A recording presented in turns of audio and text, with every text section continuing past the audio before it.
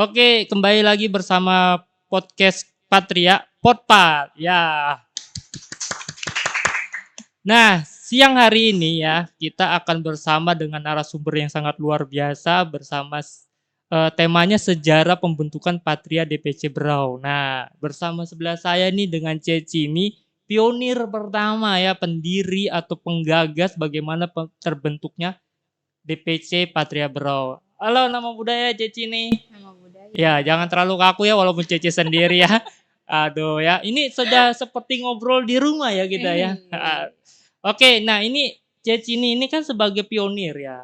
Sebenarnya saya sudah tahu sih, tapi kita podcast kan ya. Oke, dan ada beberapa poin juga yang saya tidak tahu sejarahnya pembentukannya. Soalnya saya ini salah satu orang yang ikut-ikutan, C ya. Jadi Ceci ini sekarang kan sebagai orang yang sudah bersejarah, maksudnya sejarah. Sekarang aktivitasnya di Pihara ini sebagai apa, Ceci? Selebihnya ini lebih bantu-bantu sih ya di wihara. Sekarang dari Patria, setelah lebih dari Patria sudah turun ke ketua yang baru, lebih bantu-bantu jadi pengurus wihara. Masuk di pengurus wihara di Karakasaba dan lebih aktif di sekolah minggu. Jadi untuk kegiatan kesenian, untuk kegiatan keterampilan, anak-anak sekolah minggu lebih itu sih ngaturnya ke sana. Oke, sekarang jadi guru sekolah minggu mungkin yang ngurus-ngurus anak-anak sekolah Dari minggu. dulu sih ya, sebelum adanya Patria memang dari sekolah minggu dulu. Oke, ya itu.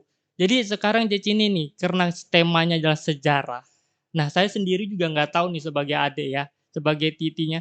Awal mula Ceci ini bisa kenal Patria dan pembentukan Patria itu gimana Ceci? Dulu itu ya nggak tahu yang namanya Patria. Dulu itu cuma tahu anak-anak muda. Tapi anak-anak muda itu dulu semua anak-anak kecil di bawah umur 15 tahun. Nah, terus 15 tahun ini kan berarti belum bebas ya, masih di bawah naungan orang tua semua, belum bebas jam malam, jam keluar izin malam apa semua. Tapi orang tuanya ini hebat juga semuanya. Kalau semuanya dibilang Cecini, jadi mereka tuh semua bisa lepas dan aman. Oh, perginya sama siapa? Cecini. Oh, perginya sama siapa? Ada Cecini. Oh ya sudah, titip ya titip ya, titip anak-anak gitu. Kalau misalnya mau pergi, bisa anak-anak itu bisa dibawa ke luar kota. Ke Tarakan, ke Tanjung Selor, ikut Dharma Santi, Tanjung Selor itu waktu itu ya.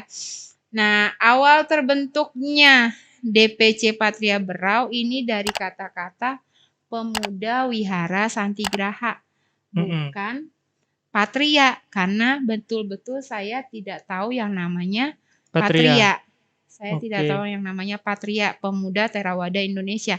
Yang saya tahu Pemuda Wihara Santigraha, pemuda-pemudi ya anggapan. Jadi singkatan kita bikin baju tuh pertama seragam tuh PVSG. Oke. Dulu tuh ada Facebooknya, tapi sekarang Facebooknya sudah terblokir. Kenalnya bagaimana tuh? Kenalnya sampai membentuk alma mater. Ya, alma mater pertama itu yaitu karena kita pakai Pemuda Pemuda Wihara Santigraha. Habis gitu kita ada pergi yang namanya Dharma Santi di Tanjung Selor. Nah, itu pertama kalinya kita pergi ke sana rame-rame anak-anak muda.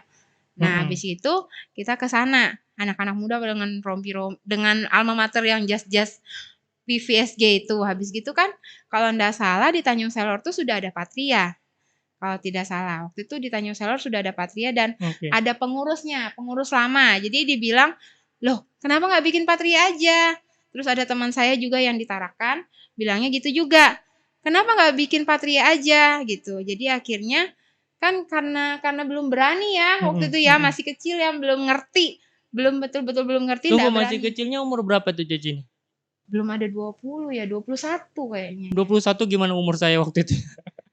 21 Oke, lanjut. Terus habis gitu akhirnya ketahuan sama DPD Patria Samarinda ya. DPD Patria Kaltim. DPD Patria Kaltim akhirnya tahu sama waktu itu kalau nggak salah Ko Dragono ya sama ketuanya.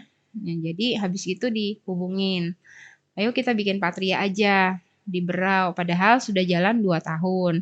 Itu sudah jalan 2 tahun dengan status PVSG tadi, Pemuda Wihara Santigraha. Akhirnya dilantik pada tahun 2012. Berarti kita waktu itu sudah jalan pada tahun 2010. 2010 dan dilantik 2012. 7 April. 2 tahun. 2 tahun sudah berjalan. Sebentar, sebelum sampai dilantik, motivasi pertama apa yang Ceci ini bisa membentuk organisasi anak muda di Itu. Vihara? Ya itu awalnya ya dari sekolah minggu. Sekolah minggu itu saya sangat aktif di sekolah minggu. Dan saya waktu itu lihat anak-anak muda ini, maksudnya anak-anak dari SMP sampai SMA, ini nggak ada yang rangkul. Nggak ada yang regenerasinya nanti ya? Nggak, mereka ini kayak nggak ada sosok. Kayak di rumah kan ada papa mama. Nah di wihara ini kayak nggak ada sosok yang bisa pegang mereka gitu loh. Yang ngerangkul mereka. Terus mereka ini kayak, apa sih ke wihara ini tujuannya apa sih? Cuma puja bakti, datang pulang. Sampai di rumah nggak ada apa-apa yang mau diambil gitu. Nah nggak ada yang apa-apa yang mau diingat gitu. Jadi kan kalau sekolah kan kita misal ada ujian lah, ada apa gitu ya kan. Di rumah juga demikian. Nah kalau ke wihara ini cuma seminggu sekali. Terus jadi itulah intinya anak-anak ini mau saya rangkul, mau saya bawa. Saya sebenarnya juga masih anak-anak waktu itu dan masih pekerja. Masih karyawan swasta, masih karyawan sebuah toko. Jadi saya enggak berani waktu itu dikasih tanggung jawab. Jadi waktu itu dengan adanya dulu di Wihara Santigraha kita juga ini, guru-guru agama Buddha kita juga ganti-ganti.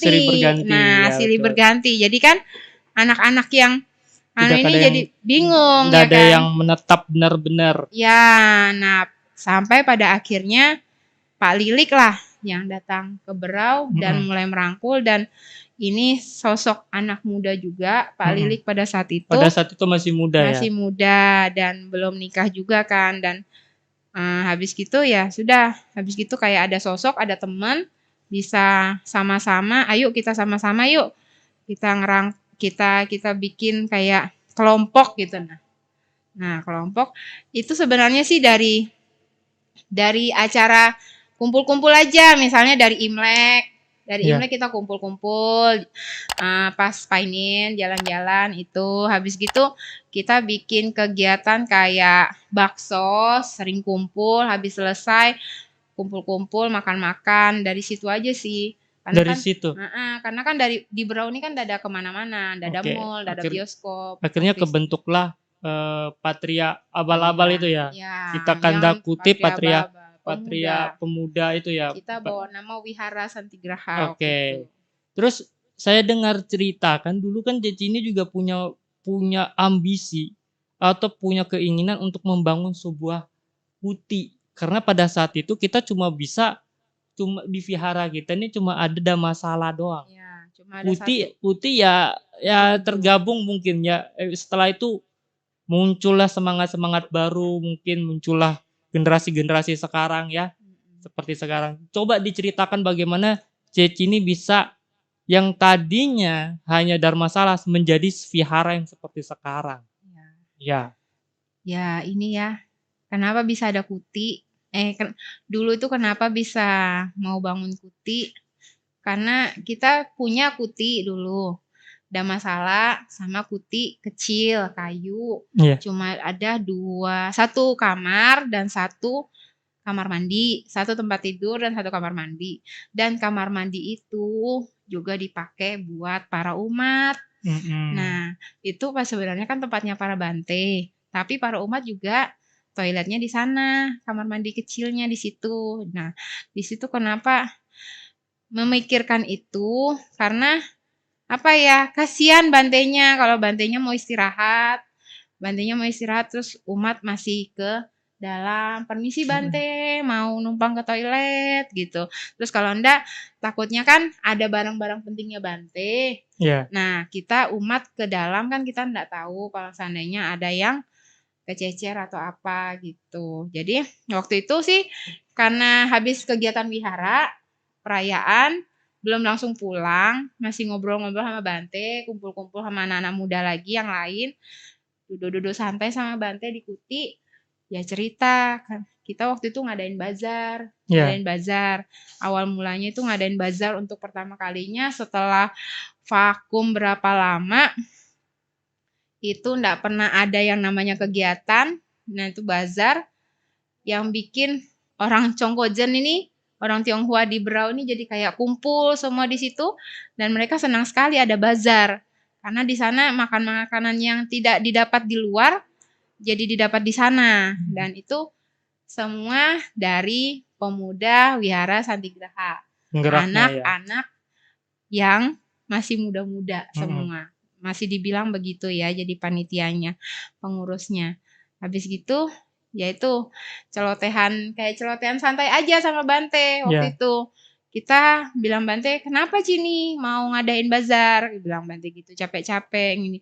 "Enggak Bante, itu kita mau bikin kuti," kita bilang begitu. "Kita mau bikin kuti Bante, kumpul dananya sedikit-sedikit buat kuti," kita bilang begitu. Padahal apa ya, bikin kuti itu besar banget ya kalau misal mau pakai dana ya. Tapi ya kita maksudnya kan kumpul. Sebenarnya DPC Pemuda Theravada waktu itu, Pemuda Wihara, sama sekali tidak ada dana. Kita benar-benar nol. Nggak ada sama sekali uang. Dan kita mau bikin kegiatan itu loh dari mana uangnya? Nggak ada sama sekali. Tapi jalan dulu aja. Dan itu kita belum dilantik ya Cin. Dan belum itu ya, belum dilantik, belum dikenal juga belum dikenal juga dan itu juga sudah ada ngadain Dharma Santi yang luar biasa yang menghabiskan uang yang cukup banyak. Saya pun terkejut kenapa bisa ada uang tuh banyak sekali bisa habis dan itu dana sudah itu acara sudah selesai baru ada yang namanya donatur. Loh, itu siapa yang ngadain sampai ngomong begitu?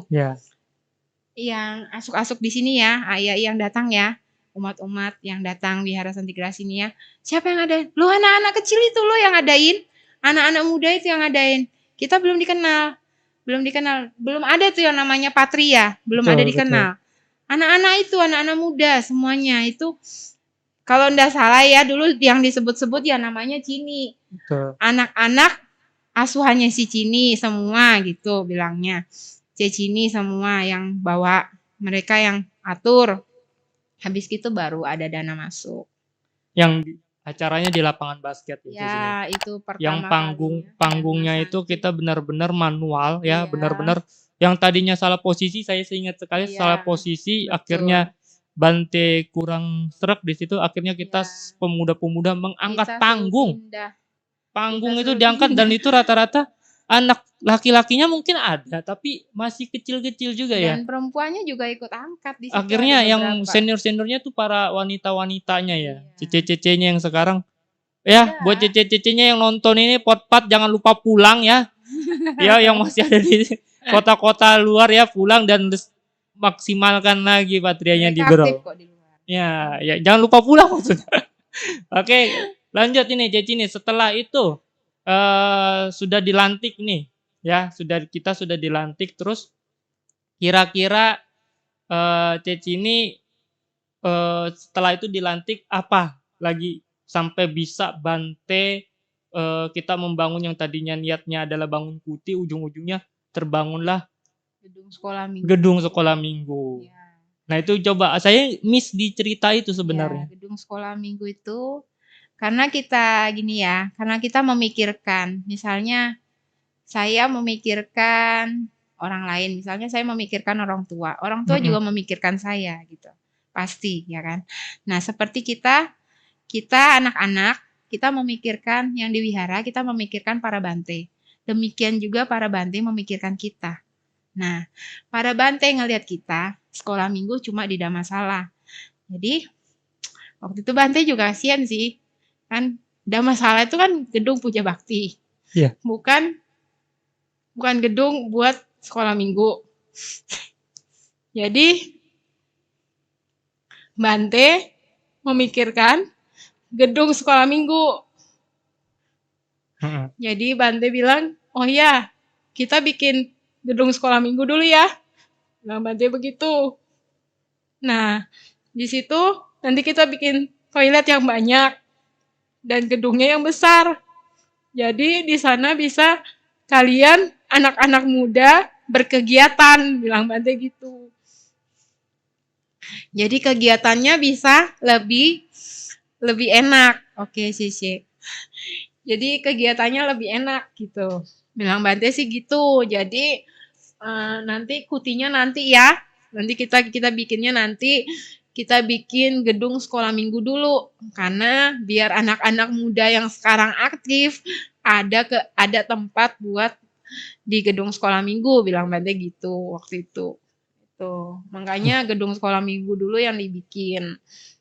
Oke, jadi niatnya yang dari awal adalah membangun kuti dan semangat itu didengar sama Bante dan akhirnya bukan kuti yang terbangun tapi sekolah minggu yang dibangun.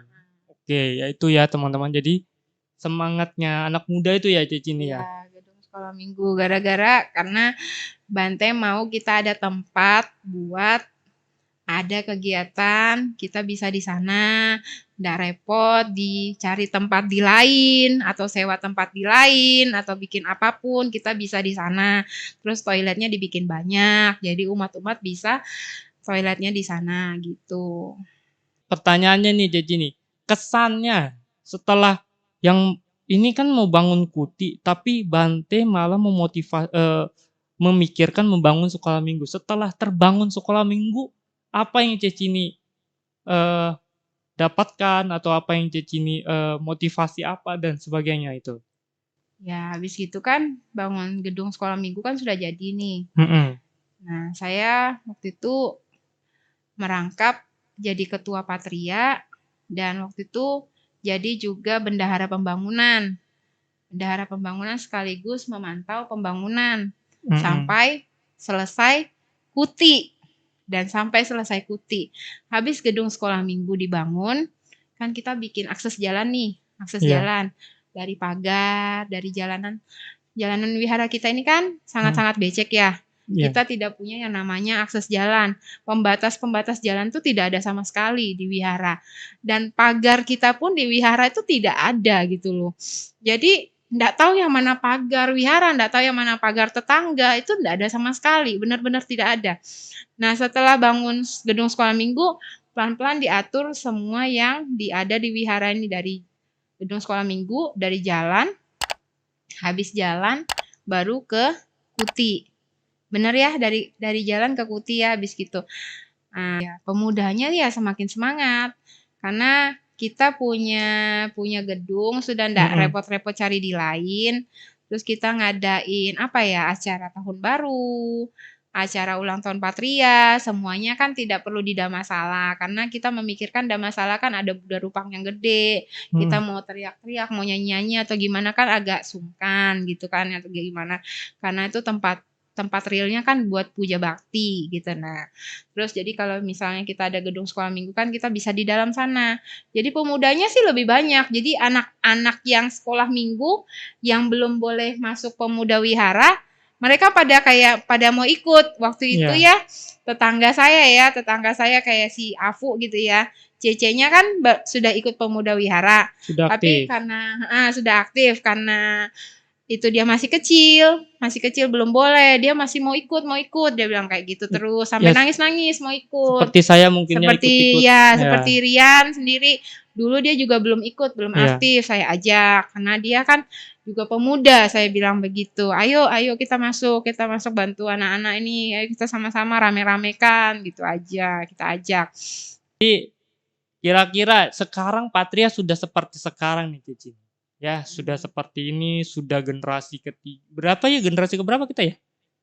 Generasi ketiga ya, sudah melewati banyak lika-liku ya, yang katanya tanda kutipnya anak-anak muda yang tidak bisa apa-apa, anak-anak muda yang tidak ada power pada saat itu. Sekarang menjadi ya bisalah kita membuktikan kalau kita tuh menjadi pionir yang bisa membangun sesuatu lah di wihara dan menjadi banyak bahkan banyak ya Cici nih ya, banyak dari Patria akhirnya munculnya Wandani, yang munculnya apa? Karakasaba dan sebagainya. Nah, kira-kira seperti ini Patria yang sudah luar biasa seperti ini, pesan-pesan buat Cici ini buat teman-teman, buat pemuda-pemudi yang mengalami suka duka juga nih pada saat menjalankan Patria yang dilarang orang tuanya mungkin Cici ini ya. Ada yang aktivitasnya dan sebagainya. Nah, suka dukanya pesannya nih apa buat teman-temannya Cici ini? Iya ya, cerita sedikit kembali ke belakang. Dulu kita di Wihara Santigraha ini betul-betul belum ada sosok orang tua. Jadi kita di wihara bilang kalau masuk dana paramita nih terutama puja bakti sekolah minggu. Ini kasih kemana? Ini kasih kemana? Ini mau disimpan kemana? Kan kita cuma datang puja bakti. Nggak berani kan, yang namanya anak kecil ya. Nggak berani yang namanya pegang uang 200.000, 300.000, nggak berani ya. Jadi waktu itu ada Pak Lilik. Ya sudah, bilang Pak Lilik, kita simpan, bilang Pak Lilik. Tapi kita simpan dan kita buat kegiatan, bilang Pak Lilik demikiannya. Maksudnya kita simpan, kita bertanggung jawab atas dana itu. Ya, karena benar-benar kita tidak tahu ini dananya mau kemana, mau disimpan kemana gitu loh. Ya, waktu itu ya, benar. Kita ndak ada yang namanya sosok orang tua. Kita waktu itu ndak ada yang namanya Wandani, ndak tahu itu benar Wandani apa, Magabudi apa, gitu. Terus Karakasaba itu apa ya, waktu itu. Nah, jadi dari situ kita buat kegiatan, kumpul, akhirnya yaitu pesan dan pesannya sih kesan buat anak-anak muda yang dulu kita takut ya, pegang duit aja takut karena benar-benar ya kita ini kan tanggung jawab sama pegang uang. Terus anak-anak waktu itu yang disebut cecini, oh ada cecini aman, enggak apa-apa. Nanti mereka pasti dijaga gitu ya, dijaga terus kan di lingkungan wihara aja.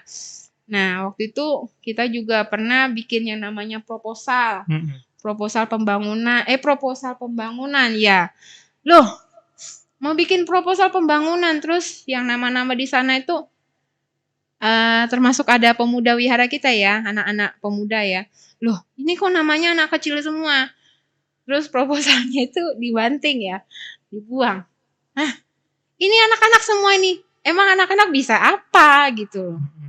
Ya, waktu itu sampai terkejut waktu itu terkejut. Kaget sekali kan. Wah, aduh kaget sekali mau bikin pembangunan, mau bikin gedung SMP tuh, gedung sekolah itu. Nah, jadi nggak disetujuin ya waktu itu ya sama salah satu pengurus besar yayasan waktu itu ya. Pengurus besar lah pokoknya. Habis gitu, waktu itu ada satu sosok kokoh yang menguatkan kita semua di situ. Ya kan, sama pengurus itu sama ya enggak apa-apa, ini kita jalan dulu, terus ini semua usul Bante gitu kan. Jadi akhirnya jalan di sana gitu. Jadi kalau misalnya kita ini kan di depan enggak tahu ya bagaimana arah kita kemana. Jadi kita enggak usah takut sih, intinya enggak usah takut. Jalan aja, nanti pas di depan ada apa, ya kita minta saran. Misalnya kalau memang kita salah, ya sudah kita akuin kita salah. Tapi kalau misalnya salah itu bisa diperbaiki, ya kita perbaiki sama-sama gitu kan. Belum tentu kan manusia itu tidak ada salah gitu kan. Kita pasti ada salah dan hilaf ya kalau misalnya Terus semangat sih yang penting, semangat.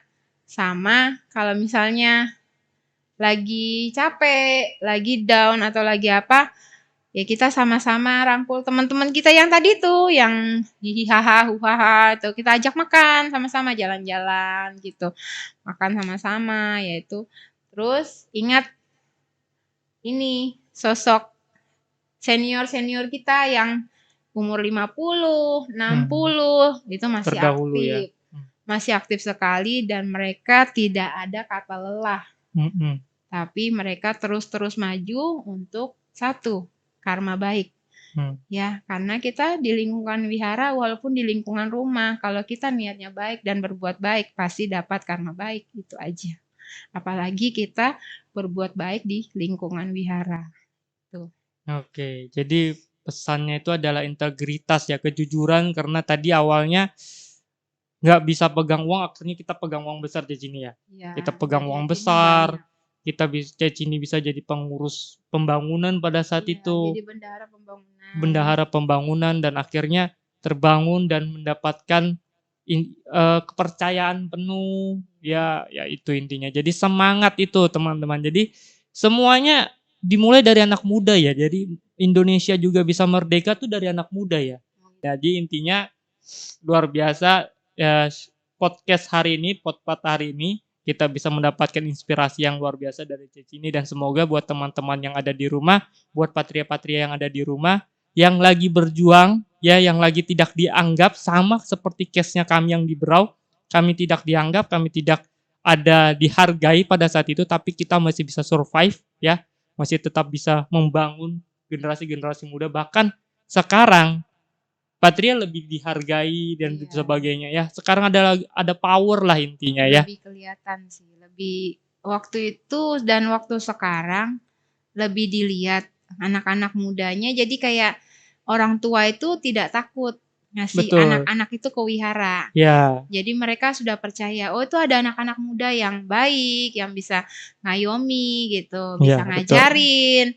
Jadi ke wihara itu bukan cuma sekedar puja bakti. Nah gitu, puja bakti dan mereka pulang tidak bawa apa-apa. Maksudnya tidak bawa kayak ilmu, kayak wawasan. Mereka pasti wawasannya nambah. Oke. Tuh ya, pentingnya merangkul juga berarti jadi ya. Merangkul generasi-generasi muda biar tahu arah lah. Mungkin itu aja podcast pada siang hari ini. Gimana? Sudah selesai? Ya itu aja podcast pada siang hari ini buat teman-teman. Mungkin sekian dari saya Rian, dan bersama dengan Ceci ini, salam Buddhis dari saya, Namo Buddhaya.